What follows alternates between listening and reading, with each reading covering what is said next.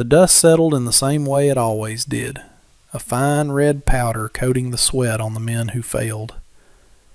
From his vantage point on the low rise overlooking the valley, Cole had watched it happen a dozen times, maybe more. The ritual was unchanging. A rider, full of bluster and whiskey-fueled confidence, would swagger into the corral. The woman, a slash of defiant red against the muted browns of the landscape, would watch with an unreadable stillness. And the horse, a creature of midnight and fury, would do the rest. Today it was a man named Hank, a ranch hand from the south with arms like fence posts and a laugh that scraped the air. He lasted longer than most, a full 8 seconds of violent, bone-jarring chaos before he was thrown, landing with a grunt that echoed in the sudden silence. The black stallion's shadow circled him once, nostrils flaring, a victorious snort ripping from its chest, before trotting to the far side of the corral, its coat gleaming like wet obsidian under the punishing summer sun. The woman, May, did not move. She stood by the gate, her hands clasped loosely in front of her. The silk of her red cheongsam, embroidered with golden peonies, seemed to shimmer with a heat of its own, a stark and impossible flower blooming in the harshness of the west. She never flinched, never offered a word of comfort or scorn. She simply waited for the man to pick himself up, brush the failure from his denims, and leave. Cole shifted his weight, the leather of his saddle creaking in protest. He wasn't here for the spectacle, not really. The other men who came to watch from the surrounding hills were here for the thrill of the fall, for the gossip it would generate at the saloon later. They talked about the Chinese widow and her impossible challenge as if she were a puzzle or a prize. They speculated on her motives, her wealth, her grief for the husband who had built this ranch before a fever took him a year prior.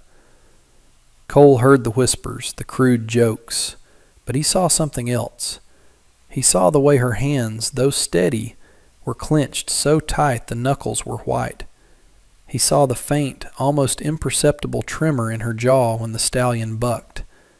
He saw that this wasn't a game to her. It was a vigil. He turned his own horse, a sturdy buckskin named Buck, away from the scene and started the slow ride back to his own property, a modest spread of land that bordered hers to the north. The image of her, solitary and unyielding in her crimson dress, stayed with him. It was the color of courage, he thought, but also the color of a wound that refused to heal. Each man who tried and failed was another stitch in that wound, proving a point only she seemed to understand, that what was lost could never be replaced, not by force, not by arrogance, and not by any man who saw the horse as just a beast to be broken. His own ranch was a quiet affair, a testament to solitude and hard work. The small cabin was sturdy, the fences were mended, and his small herd of cattle was healthy. It was a life of routines dictated by the sun and the seasons, a life that had suited him since he'd left a different world behind years ago. Yet the silence had grown heavier lately. It was a silence that the lowing of cattle and the nicker of his horse could no longer fill. That was why he found himself riding to the ridge overlooking her property more often than he cared to admit. He told himself it was to keep an eye on his northern fence line, but he knew that was a lie. He was drawn to the quiet drama unfolding in her corral, to the fierce loyalty of a woman who would rather face the scorn of an entire county than let the memory of her husband be dishonored. Chin, her husband, had been a good man. Cole had known him only briefly, a few shared words over a stray calf, but he had recognized a similar quietness in him, a strength that didn't need to announce itself. He had seen the way Chin handled the stallion, not with a whip or a harsh word, but with a murmur and a gentle hand. The horse was not wild, not truly. It was grieving, same as the woman. And every loud, aggressive man who tried to conquer it only reminded it of the master it had lost. One afternoon, instead of just watching from the ridge, he rode down. He didn't go to the main house or the corral. He went to the small creek that snaked between their properties, a place he knew she visited to gather water for her garden. He dismounted and let Buck drink, his eyes scanning the cottonwoods that lined the bank. He didn't have to wait long. She came walking down the well-worn path, carrying 2 wooden buckets. She moved with a liquid grace that seemed at odds with the harsh land, the red dress a silent declaration against the dusty greens and browns. She stopped when she saw him, her body going rigid. She did not look frightened, but guarded, a fortress preparing for a siege. He gave a slow, respectful nod. "Ma'am," he said, his voice low. She watched him for a long moment, her dark eyes assessing him, taking in his worn clothes, his calm demeanor, the way his hands rested easily at his sides, not near a weapon. She gave a nod in return, so slight it was barely a movement. She said nothing. She walked to the creek, filled her buckets, and turned to leave, the heavy load seeming to weigh nothing in her steady hands. As she passed him, he spoke again, his voice quiet enough not to startle. "He's a beautiful animal," he said, not looking at her, but toward her ranch, as if the horse itself were visible from there. She paused. He could feel her gaze on the side of his face. "He was my husband's," she replied, her voice soft but clear, each word carrying the weight of a stone. Then she was gone, the flash of red disappearing up the path, leaving Cole alone with the sound of the creek in the heavy summer air. He started making the creek a regular stop. He would time his visits for the late afternoon, when the heat began to break and she would come for water. He never approached her directly, never pressed for conversation. Sometimes he would be mending a piece of his tack. Other times he would simply sit with his back against a cottonwood, watching the water flow. He was a silent presence, a part of the landscape she slowly began to accept. She no longer stiffened when she saw him. The slight nod of greeting became a constant. One day, a week after their first brief exchange, he was tightening a strap on his saddle when she set her buckets down and walked toward him. "You do not come to ride," she stated. It was not a question. "No, ma'am," Cole answered, looking up at her. Her face, even in the dappled shade, was striking, etched with a sorrow that only made her beauty more profound. "Why do you watch?" she asked, her gaze direct, unflinching. He thought for a moment, choosing his words carefully. He wanted to tell her he saw her pain, that he understood the ritual, but the words felt too intimate, too presumptuous. "I watch the horse," he said instead. "He reminds me of one I knew a long time ago. Proud, loyal, only answers to a soft hand." A flicker of something, surprise, perhaps understanding, crossed her features. "The men who come," she said, her voice dropping to a near whisper, "they have only hard hands." She picked up her buckets and left, but this time the space between them felt different. It was no longer a divide, but a shared silence, a quiet acknowledgement of a truth that needed no further explanation. The parade of hopefuls continued, but Cole stopped watching from the ridge. He heard the stories in town, of course. A blacksmith from Coulter Creek who'd been thrown so hard he'd lost 2 teeth. A young farmhand who had wept with frustration after being bucked off in under 3 seconds. The challenge had become a local legend, and May's legend grew with it. The woman in red who guarded her dead husband's horse like a dragon guarding treasure. Cole ignored the talk. His interactions with May by the creek became the new routine. They were still brief, still weighted with unspoken things. He learned that her garden was a struggle against the dry soil, that she missed the taste of the mooncakes her mother used to make. She learned that he preferred the quiet of his ranch to the noise of the town, that he knew the names of the wildflowers that grew in the shade of the rocks. He never asked about her husband, and she never asked about his past. Their conversations were built around the present, small and fragile things that could exist in the space they had created. One afternoon he brought her a small sack. "For your garden," he said simply. Inside was rich, dark soil he had hauled from a fertile patch near his own cabin. She looked from the sack to his face, her eyes wide with a surprise that softened the guarded lines around them. "There is no need," she began, but her voice was uncertain. "A soft hand isn't just for horses," he said, his gaze gentle. "Sometimes the earth needs it too." He began leaving the sacks of soil by the creek for her, and in return he would sometimes find a small bundle of fresh vegetables waiting for him, wrapped in a clean cloth. It was a silent barter, an exchange that went deeper than soil and produce. It was a gesture of trust. He found himself thinking of her not just as the woman in red, but as May. He savored the sound of her name, a name he had only heard others speak. In his mind it sounded like the single, clear note of a bell. He saw the toll the challenge was taking on her. The dark circles under her eyes were more pronounced.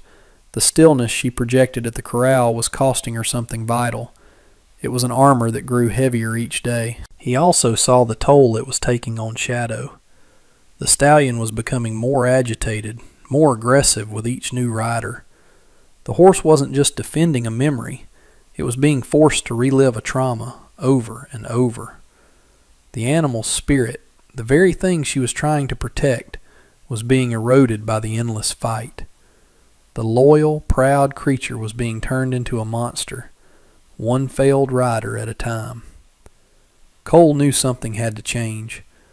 The vigil had become a cage, for her and for the horse. But he also knew he couldn't just tell her that. The walls she had built around her heart were too high for mere words to scale. The day he decided to ride was quiet. There was no challenger scheduled, no crowd of spectators gathering on the hills. A soft haze hung over the valley, blurring the sharp edges of the landscape. He rode not to the creek, but directly to her gate. She was there, sweeping the porch, not in the red Cheong Sam, but in a simple, dark blue tunic and trousers. The change was so startling that for a moment he could only stare. Without the defiant crimson, she looked smaller, more vulnerable. She looked like a woman, not a symbol. She saw him approach, and her hand tightened on the broom. A familiar guardedness returned to her eyes. He dismounted slowly, letting the reins drop. Buck stood ground-hitched, placid as ever. "Cole," she said, her voice barely audible. It was the first time she had used his name. "May," he replied, the name a strange and wonderful thing on his tongue.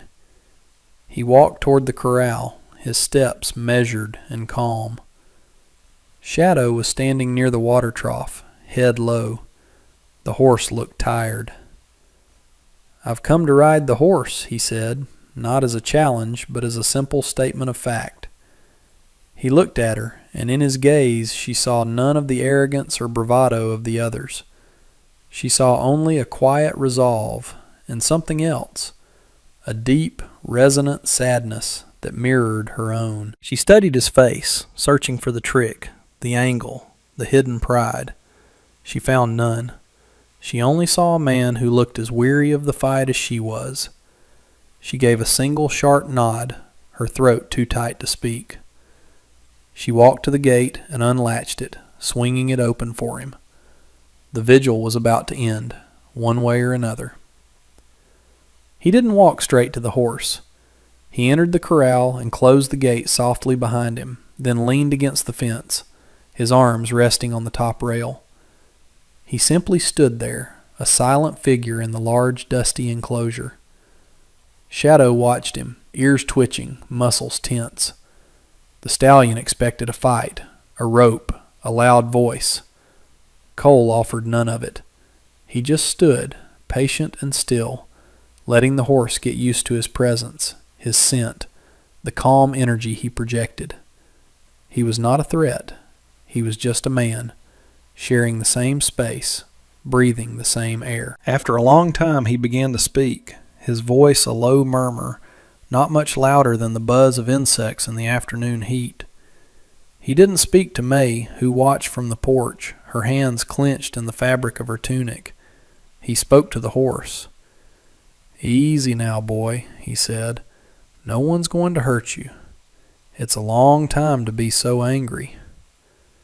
He talked about nothing in particular, the heat of the day, the way the clouds were building in the west, the solid feel of the earth beneath his boots.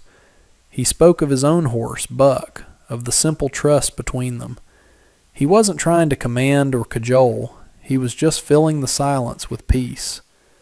Slowly, almost imperceptibly, the tension began to leave the stallion's body. An ear swiveled in his direction. The tail, once rigid, gave a soft flick. May watched, her heart a frantic drum against her ribs. She had seen dozens of men try to tame Shadow with force. She had watched them try to out-muscle him, to out-yell him, to break his spirit. This was different. This man was trying to understand him. He was speaking the language Chin had spoken, a language of patience and respect. After nearly an hour, Cole pushed away from the fence and walked slowly toward the center of the corral. He didn't look at Shadow directly, but moved on a gentle, circling path, never making a sudden move. The horse watched him, wary but not panicked. Cole stopped a few feet away and crouched down, running a hand through the dust, letting it sift through his fingers. He stayed there, making himself small, non-threatening. Shadow took a hesitant step toward him, then another. The horse lowered its massive head, nostrils flaring, and sniffed at Cole's outstretched hand. Cole didn't move. He let the horse investigate, let it learn that his hand was not a fist, that it held no malice. Finally, after a moment that stretched into eternity, he slowly, carefully rose to his feet. He reached out and laid his hand on the stallion's powerful neck. The horse flinched but did not pull away. Cole began to stroke the sleek black coat, his touch firm but gentle, his low voice a constant, soothing murmur. "There now," he whispered. "You remember this, don't you? You remember a soft hand." He spent another half hour just standing with the horse, his hand moving in long, calming strokes along its neck and back, speaking to it in that same quiet voice. He found the places where tension was knotted in the muscles and worked on them with a slow, steady pressure. He was asking for permission, not demanding submission. When he finally gathered the worn leather reins that hung on the fence post, he showed them to Shadow, letting the horse smell them before he gently slipped them over its head. There was no fight. He didn't use a saddle. Like Chin, he would ride bareback. May held her breath, a hand pressed to her mouth. This was the moment. Every other man had rushed this part, eager to prove his dominance. Cole moved with the unhurried grace of a man who had all the time in the world. He placed a hand on the stallion's withers, put his foot on the horse's side, and swung himself up onto the broad, powerful back. For a single, heart-stopping second, the horse tensed, its body coiling like a spring. May braced herself for the explosion, for the violent bucking that had thrown every other man. But it didn't come. Cole sat easily, his body relaxed, his weight balanced. He didn't pull on the reins or dig his heels in. He just sat, letting the horse feel his presence, his trust. He leaned forward and whispered something into the stallion's ear, a secret shared between them. Then he gently squeezed with his legs, and Shadow moved. It wasn't a lunge or a bolt. It was a smooth, powerful walk. Cole guided him around the perimeter of the corral, once, twice. The horse moved with a collected energy, a contained power that was no longer directed by rage. It was responding to the quiet guidance of the man on its back. Cole urged him into a trot, then a canter. They moved together, a single fluid entity, man and horse in a silent, perfect dance. They were not conqueror and conquered. They were partners. Watching from the porch, May felt the armor she had worn for a year finally crack. A single tear traced a path through the dust on her cheek, then another. It wasn't a victory she was witnessing. It was a release. The horse was not being broken. It was being healed. The challenge, the endless, painful test, was over. Cole had not won by being a better rider or a stronger man. He had won by being a kinder one. He had honored the memory of her husband not by trying to replace him, but by understanding the spirit he had so loved. He rode Shadow for a few more minutes, then brought him to a gentle stop in the center of the corral and slid to the ground. He gave the stallion a final, fond pat on the neck before leading him to the water trough. He stood and watched the horse drink, his back to her. The silence that followed was different from all the silences that had come before. It wasn't empty or tense. It was full. It was peaceful. May walked down from the porch, her steps unsteady. She stopped at the corral gate, her hand resting on the warm wood. Cole turned to face her. His expression was calm, his eyes holding a deep well of empathy. There was no triumph in his face, only a quiet, shared sorrow and a profound respect. He had not come to claim a prize. He had come to answer a call for help that she had never known how to voice. She couldn't find the words to thank him, to explain the knot of grief and fury and loyalty that had been strangling her for so long. All she could do was look at him, her eyes conveying everything her voice could not. He seemed to understand. He gave her a small, sad smile and a nod, as if to say, "It's all right." He started to turn, to get his horse and leave, to give her the space she needed. "Wait," she said, her voice raspy. He stopped. She opened the gate and stepped inside the corral. She walked not to him, but to Shadow, and laid a trembling hand on the horse's neck, right where Cole's had been. The horse, usually so wary of her touch since Chin's death, leaned into her, nudging her shoulder with its head. The tears came freely now, silent drops of rain on the parched ground of her grief. "Thank you," she whispered, the words meant for him, for the horse, for the memory of her husband. Cole simply stood there, a patient witness, giving her the dignity of her sorrow without trying to fix it or fill the silence with empty platitudes. He understood that some wounds needed to be washed clean before they could begin to heal. When her tears subsided, she wiped her face with the back of her hand and looked at him, a fragile strength returning to her eyes. "My husband, Chin, he would have liked you," she said. "He was a quiet man, too." Cole nodded. "I know. I met him once. He had a good hand with a stray calf." A faint smile touched her lips, the first he had ever seen. It was a small, hesitant thing, but it transformed her face, letting a light shine through the cracks in her grief. "He loved this ranch," she said, her gaze sweeping over the dusty corral, the small house, the vast, empty land beyond. "He built it all. He said this land had a strong heart." "It does," Cole agreed. "You have to be strong to survive out here."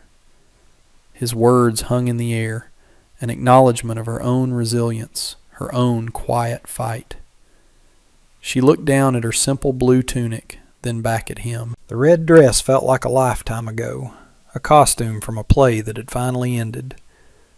Would you stay for some tea?" she asked, the invitation both a peace offering and a tentative step into a new, uncertain future. "I would like that very much," Cole said, his voice soft. He followed her out of the corral, leaving Shadow to stand peacefully by the trough. Inside her small, tidy home, the scent of dried herbs and jasmine hung in the air. It was a place of quiet order, a sanctuary she had fiercely protected. As she prepared the tea, her movements were graceful and sure. They sat at a small wooden table, the silence comfortable now, companionable. The story of the challenge, of the 100 failed men, felt distant, like a fever dream that had finally broken. They didn't talk much as they drank the tea. They spoke of the coming rain, of the way the light changed on the mountains at sunset, of the small, ordinary things that made up a life. He learned that the peonies embroidered on her red dress were her mother's favorite flower. She learned that he had a small collection of books he read over and over. They were discovering the people they were behind the roles they had been playing, the grieving widow, the lone rancher. When the sun began to dip below the horizon, painting the sky in shades of orange and purple, Cole knew it was time to leave. He stood, and she walked with him to the door. "You will come back?" she asked, her voice quiet, hopeful. "If you'll have me," he replied, "but not to ride the horse." A real smile, brighter this time, reached her eyes. "No," she said, "not to ride the horse." He mounted Buck and tipped his hat to her. He rode away not as a victor, but as a neighbor, a friend. As he crested the ridge, he looked back. She was still standing on the porch, a small figure in blue, watching him go. And in the pasture beyond the corral, the black stallion was running, not with the frantic energy of a captive, but with the joyful, powerful grace of a creature that was finally free. His visits became a new routine, replacing the old one of watching from the ridge. He would ride over in the late afternoons, after his own chores were done. Sometimes he would help her mend a fence or clear stones from her struggling garden. Other times they would simply sit on the porch and drink tea, watching the changing colors of the sky. He never wore the red dress again. She packed it away carefully in a wooden chest, along with the life it represented. Her daily attire was now the simple, practical clothing of a woman who worked the land. The change was more than just sartorial.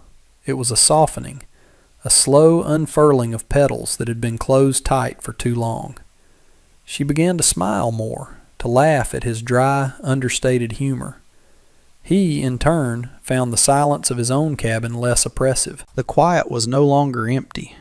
It was filled with the anticipation of their next meeting, the memory of her voice, the light in her eyes. He learned the story of her journey from a distant land, of the arranged marriage to Chin that had unexpectedly blossomed into deep love and respect. She learned of the family he had lost to sickness back east, the tragedy that had driven him west in search of a place where the memories wouldn't crowd him so. They were two solitary souls who had been shaped by loss, and in each other they found a quiet harbor, a place where their scars were not things to be hidden, but to be understood. One evening, as they sat on the porch, Shadow trotted up to the fence, resting his head on the top rail as if to listen. Cole reached over and stroked the horse's nose. "He seems calmer now," May said. "He is," Cole replied. "He knows he's home. He knows he's safe." He looked at her, his gaze steady. "We all need that." The unspoken words hung in the warm air between them. They were no longer just talking about the horse. The ranch, once a monument to her grief, was slowly becoming a home again. Her garden, nurtured by the good soil he brought and her own patient hands, was beginning to thrive. Small green shoots pushed through the earth, promises of life and renewal. They were small victories, but they were victories nonetheless. Cole found himself looking forward to the future for the first time in years, a future that was not defined by what he had lost, but by what he was slowly, carefully beginning to build. Their connection wasn't one of fiery passion or grand declarations. It was a quiet, sturdy thing, built on a foundation of shared silence, mutual respect, and the gentle healing of time. It was like the land itself, harsh and demanding on the surface, but with a deep, resilient heart. They were two broken things that, side by side, were beginning to feel whole again. The legend of the Chinese widow and her impossible challenge faded into town memory, replaced by the simple, observable truth of the quiet rancher who came to visit her every day, not as a conqueror, but as a companion on a long road home.